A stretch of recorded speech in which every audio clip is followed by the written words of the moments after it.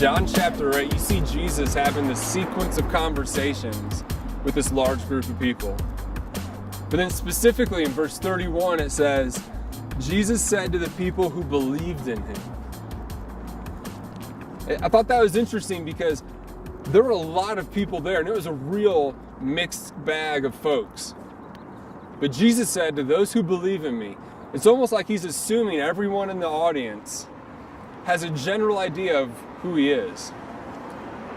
Because usually when you read these, Jesus is here talking to the disciples of the Pharisees, and he has two very different tones when he interacts with them. But here he's kind of talking to everybody at once. And what he says is, if you love me, you'll obey what I command.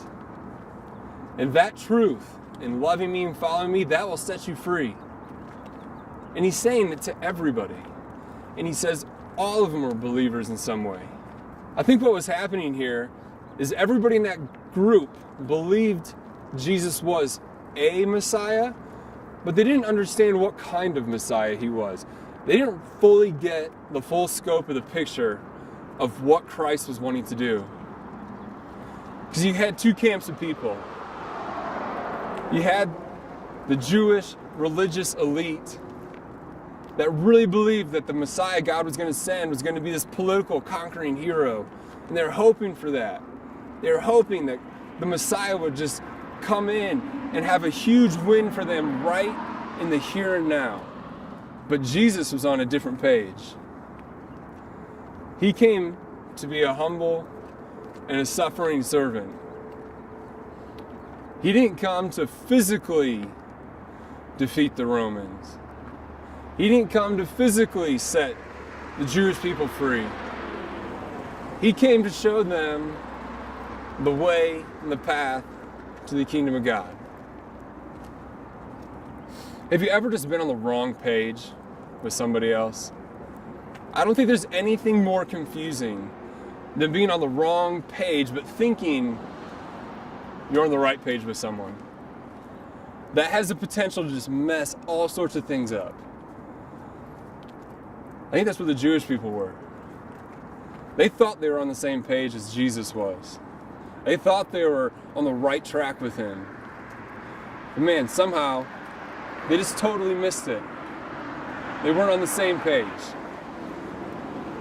Jesus wanted to show them the right way. I remember my senior year in high school. It was a championship game for our conference in soccer. And we had a corner kick. And I thought I was on the same page with my teammate. So I went to just distribute a small little pass to him in hopes that he would take it and dribble towards the goal. What happens was when I passed it, he wasn't expecting it, and it rolled right out of bounds. And about 90 seconds later, the game was over. I totally blew an opportunity for us to win the game. And I felt like an idiot. See, I thought I was on the same page as my teammate, but I wasn't. When you think you're on the same page as somebody else, you're just going to keep going through with what you're already wanting to do. The Jewish authorities from the same place, they thought they were on the same page as Christ. They thought he was going to come and conquer and rule and do it right then and there. But it was really important to Jesus that they understood, man, you are close, but you are not quite there yet. Yeah, I'm a conquering hero, but not in the way you're expecting.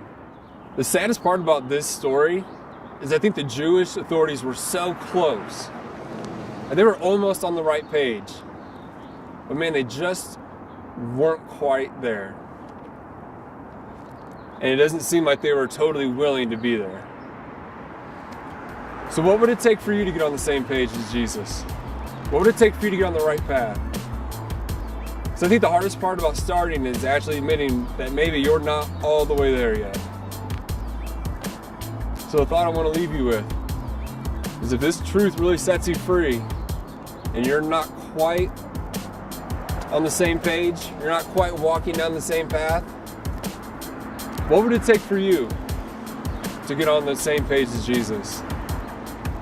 To step off of whatever path you're on and to get on the right one.